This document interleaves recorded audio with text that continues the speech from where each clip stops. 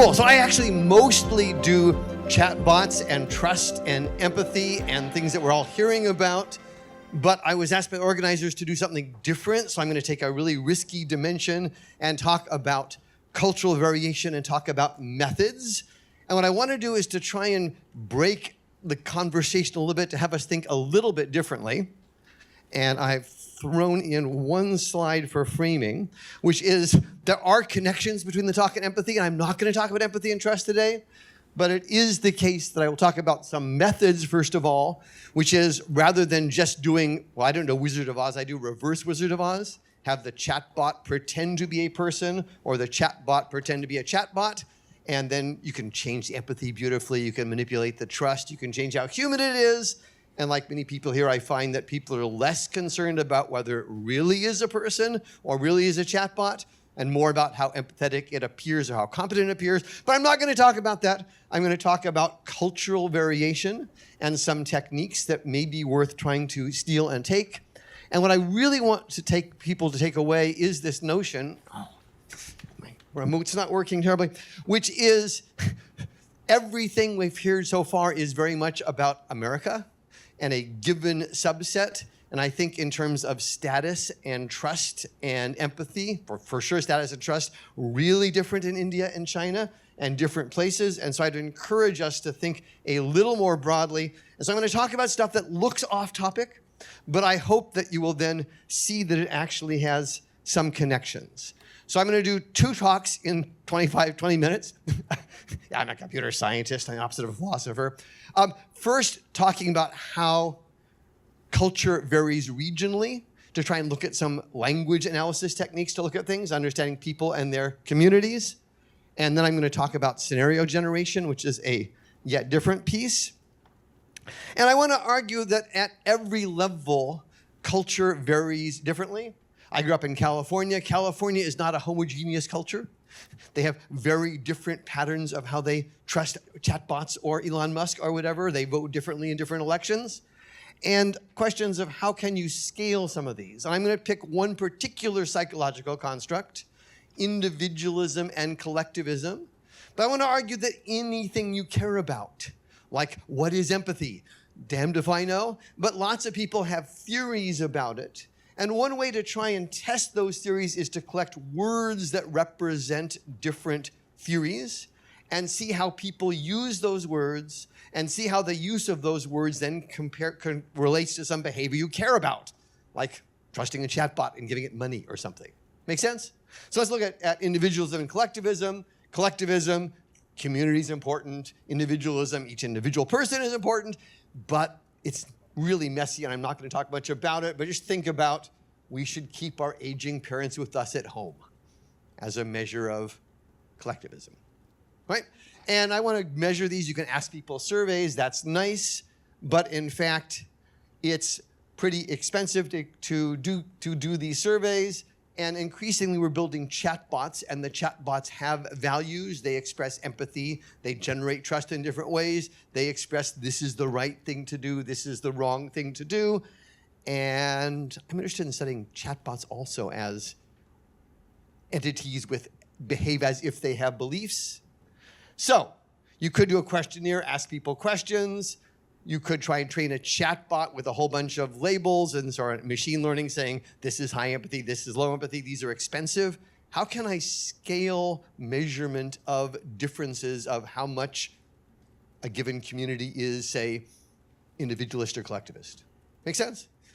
And again, hopefully you're thinking, yeah, that's not just off in left field. This is something that I might want to do with my theories about what empathy is or what trust are.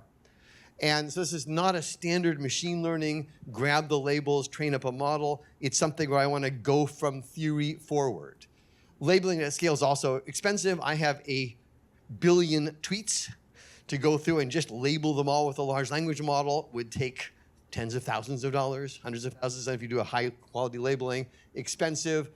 So are there other ways to do these? And one thing that psychologists, in this case I also on psychology as well as computer science, psychologists like is to start with lexica, sets of words that characterize this is what I care about, this is my belief of what things are. This remote is remarkably uneven. However, traditional lexica have sort of issues, problems, in the sense that the words that people think mean something are often used differently in different contexts. So what I'm going to do is start with a set of seed words. We'll ask an expert, what do you, Thomas, think are the words of individualism, the words of collectivism? We will start with those words. We will then use large language models to map each word to a vector. We will find other words that are close in that vector space, which are similar words, words that are used similarly, that might mean something similar. And then we will actually go and check and do sort of a validation to check, hey, a purification of these words that we think are similar based on the vector embeddings, which ones really in our particular corpus, in our tweets, in our surveys that we're asking people, in our chatbot conversations, which ones really do show up with each other. So we're going to start with seed words and improve them. I will walk through this super quickly because the details you will promptly forget, but there's super easy software to do this, which you can download from us. And what I want you to take away is the notion that you ask someone a theory and Thomas says, individualism is humanity, global, cooperation, identity, guilt. This is America, guilt culture, versus diversity, and collectivists to him are duties, responsibilities. His view of theory of collectivism is responsibilism. It's not like everybody cares about everybody, it's very different. And honor, obedience, shame culture like Japan. You can agree or disagree. My point is I don't care whether you like Thomas's theory, it's a theory. And I can now take this theory and compare it to someone else's set of words, which will look really different, and see how people use these words and how it correlates with their behaviors. Cool. So we now do this. We now go through really quickly a bunch of pieces. We're going to start by expanding, by finding words that are synonyms that are close in space. We're going to then purify, throw out words that are super rare just because who cares about them as spellings. And then more importantly, we're going to purify by saying, are these words actually used statistically together more often than you expect by chance, which shows that they're similar, and we can find now a nice set of words. And here is my version of Thomas's theory. Individualists, they're sort of weird actually. Individualists talk more about humanity and mankind and cooperation. And collectivists talk more about responsibility and duty and honor and devotion. That fits Thomas's theory. It's his theory of how people work. And we looked at this in China, and I was surprised that in the regions that are the North wheat regions, they're more individualist. They talk more about Beijing. They're more talking about the global one, and the collectivist South, they talk more about their local community. So collectivist to him is, I care about my local group. Again, I don't want to get into the debate here, but note that this represents a theory. We now have language representing a theory. We can now go and grab a bunch of tweets. For every tweet in our billion tweets, we count up how often each word shows up in each lexicon. That's cheap and easy. We can then map those tweets to US counties, and we can look to see which counties are high in individualism or collectivism, and we can correlate it. Well, it's hard to get good data at the county level. At the state level, we can correlate it with whether you live with your grandparents, how religious you are, how much in-group bias. Correlates quite nicely at the state level. There's only 50 observations. But we can actually now look in great detail and say, where is it? Here's my California. And you can see that the Central Valley is different from the coast. Okay, not surprising to see how it's different. Makes sense. We're getting a very detailed, we do the same thing, and we have done it in China, Japan. These things work great in lots of different languages. We can correlate these things and group them together. Whoops. But that's sort of the first half of the talk. How's my talk? Oh, we're going great. We're 10 minutes in. So first takeaway, think about the words that describe things, use nice methods to extend them, and then you can count them up and get analyses. You can compare different theories, which I won't show. Second story. Large language models. I do a lot of stuff with LLMs. We have them talk. We use them for different cultures. And I want to sort of remind people of where we're going with these, which is I build systems for teaching K-12 education and for helping people with substance use disorder. I want them to be empathetic. I want them to be perceived as, be empathetic, I don't know what that means. I want them to be perceived as empathetic by the people. We measure outcomes like self-disclosure. If you're actually using this to help someone with substance use abuse, you want them to trust it in the operational version of how much does the person self-disclose to the bot? And we can now A/B test questions of what do we change for self-disclosure? And it will not totally surprise you that self-disclosure varies culturally. If you're Japanese or Chinese or American, okay, that's terrible because there are lots of Americans and lots of Chinese with very different subcultures, but within different groups, there's different subculture. So again, the notion, want to understand what the LLMs do, how they communicate, want to then tweak that in ways that we know to A/B test it, and then measure both trust, but not just self-expressed trust, behavioral trust. In my case, very often, self-disclosure. Oh, which we measure by using large language models as a judge. How much self-disclosure is it? They're very good at judging. Cool. So, what happens if you actually try and say, talk like a New Yorker or talk like someone from Louisiana? These things are terrible. This is not the way to build rapport with someone from New York. It's like, yeah, I like lox and bagels. I'm a real New Yorker. Okay, so they're fairly stereotypical. They're not super good. If you ask it questions of how do you feel about your friend insisting they take the shoes off before they come in the house, I have a shoeless house, it responds beautifully, just like any normal person in Silicon Valley would. I would be respectful and understand their preferences, right? However, if you ask it in Japanese, or if you say, hey, I'm a Japanese person, I'm talking to a Japanese person, you can say it in Japanese, you can preface it, doesn't matter. What answers do you get? How would you feel about your friend insisting you take the shoes off? I don't speak Japanese, but Google Translate's great. It responds, again, beautifully fluent Japanese, just like someone from Silicon Valley, right? If I ask my Japanese friends what would they do, no, it's a shame culture, remember, not a guilt culture. Very different sort of response. So these things are not well tuned for the variations across cultures. They're trained on largely American data. They speak Japanese beautifully, again, I'm told, but they miss it. And again, as you think about experiments, I would love to sell some of you on how about running these in different cultures. It's super easy to get your bots to speak Chinese or Japanese. Cool. So, can test and verify this, make a bunch of questions curated by actual psychologists about different norms. I've got a bunch of them which you can't read, but how would you feel after turning down food offered by your sibling? So this is hand-constructed scenarios and questions to ask the chatbot or ask humans and compare them. And what I'm going to drive to in 7 minutes is how to do AI to do a bunch of these same sort of scenario connection, which is a place that I'm mooring to. But first, before we get to the AI, just note out that we can ask humans questions of how would you feel about sharing your excellent performance on a class test, and you could see how the AI responds, and you can see how Americans like it, and you could see how Japanese people, after it's translated Japanese, like it. And what you find, not surprisingly, is that systems, like all the major systems, work beautifully in English or Chinese, and whether they're talking English or Chinese, they give an answer that's entirely appropriate for an American and judged by Chinese people as inappropriate if it's Chinese. Maybe not surprising, okay, a sort of piece there. Cool. I'm going to just say, yeah, look it does better in America, moderately good in Spain, and worse in Japan and China. No matter how you frame it, we get these sort of differences. So where can we go with this? And here's sort of my last contribution piece, is I think for a lot of stuff, one way to study is to build lots of scenarios and test how different people or different chatbots respond to the scenarios.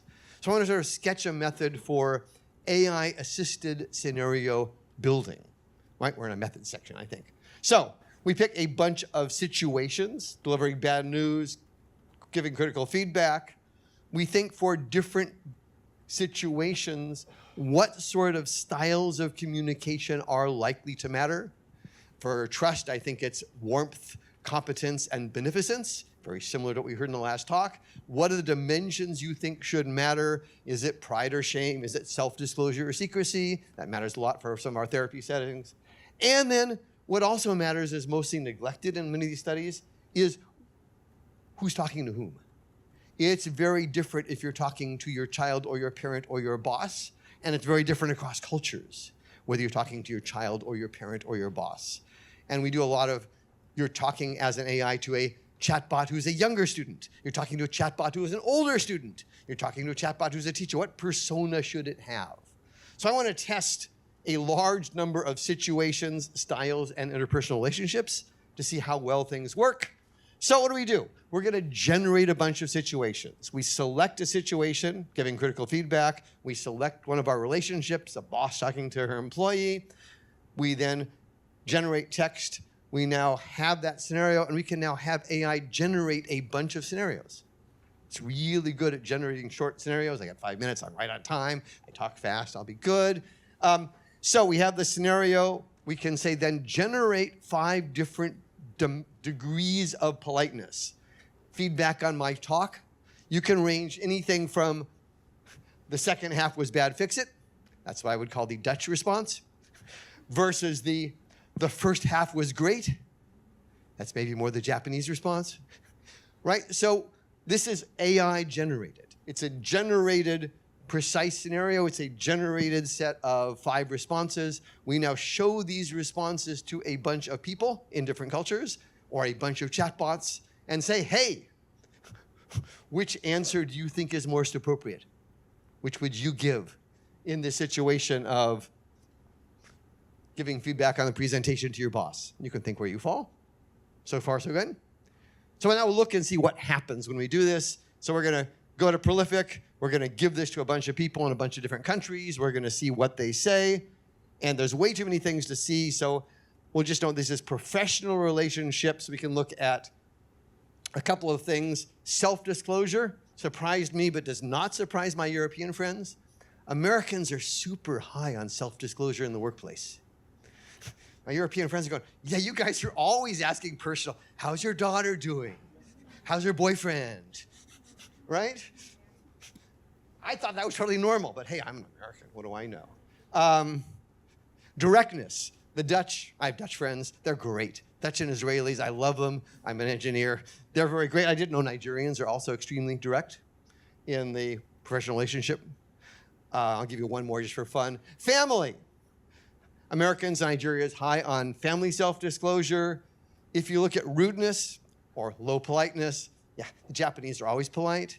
But Shreya, the Indian American student who did this, yeah, Indians tend to be, some Indian woman, I gave this talk in Singapore 2 weeks ago, like, Indians are not rude. I go, okay, you're just a little bit more less polite. But Shreya confirms at least her personal family experience is within the family, which I've never seen, so I've never lived much in an Indian family. The Indians are much more rude on that rude, polite dimension.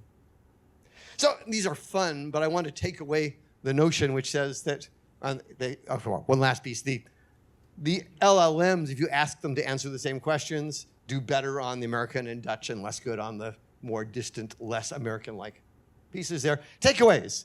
So first of all, think, are there times when you could find lexica? Often we start with survey instruments where you're already asking a bunch of stuff from your jingle jangle, grab a bunch of them, have lexica. You can use those then to count words which are very explainable and very scalable to look at how people in different situations are talking. We're grabbing chatbot conversations from people who use ChatGPT, their entire chat history, and looking at how do they interact, how friendly are they, how trusting are they, how self-disclosing are they, how much are they becoming friends with a chatbot. So starting with lexica is really good. The LMs are really good for labeling stuff, how much self-disclosure is there, and whether it's English or Chinese or Japanese, really good at this sort of labeling piece, really nice. We have this cultural communications benchmark I just showed you. Think about this notion of generating lots of scenarios and lots of responses. Very scalable, very easy to test, nice to work on Prolific to get human ratings, or whoever group you want your business students, and then you kind of AIs do the same things. Finally, The current LLMs are incredibly American. We've also looked at Qwen and DeepSeek, which are nominally Chinese. They're roughly 50% American language, 50% Chinese language. They're great bilingual. They're amazingly Americanly cultural, partly because of how they're trained. They're pre-trained on English and Chinese, but some of the Chinese is translated for English. They're post-trained, this reinforcement learning from human feedback, on what's a good response, what's a bad response. All of the standard data sets are American in English of the post-training, what's a good response, bad response. Okay, they're a little bit biased by some of the labelers being in Nigeria as English speakers, but they're working under direction of Americans.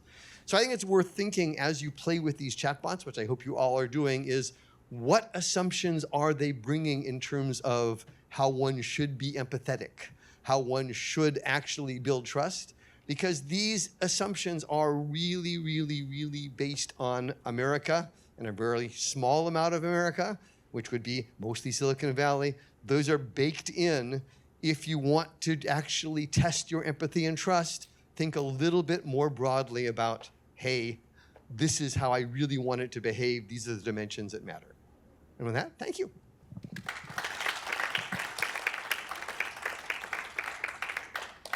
All right, thank you, Lyle. We've got several questions here. Yep, I'll let you pick the people with the mic.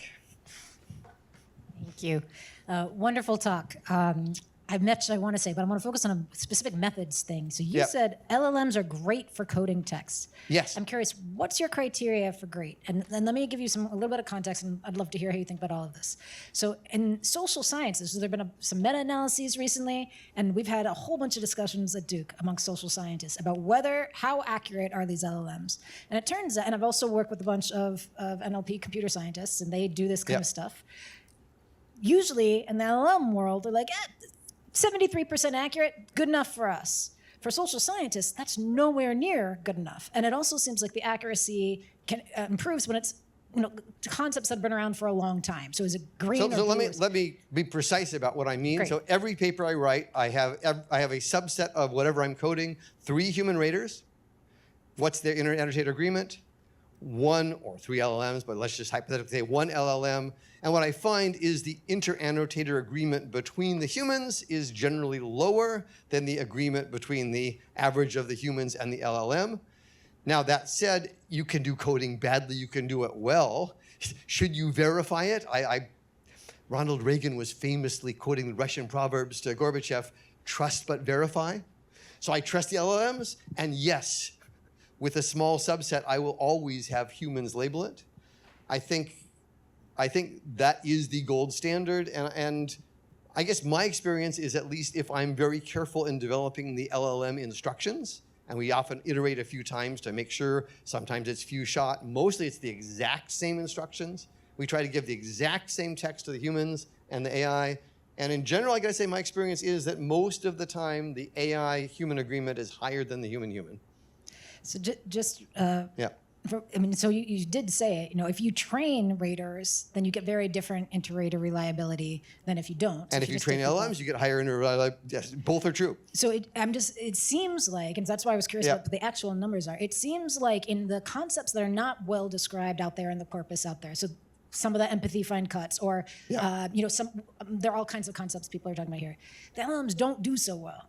Right, or they don't do well enough. Maybe they even 80%. My experience is that the humans don't do so well either. That if you define something super precisely, this is exactly what I'm looking for, then you get a higher human annotator agreement, so you get more precision. Although I'm not sure whether you're actually getting but in any case. But I find that, and again, I don't want to take too much time. We can come back in, but I'm going to push back and say that, sure, if you just say the LLM label this for empathy, you get all over the map and there's no agreement. But hey, I ask a human to label it for empathy, I don't get great agreement either. If you want a very specific fine cut, you need to give the LLM very precise, this is what I'm looking for.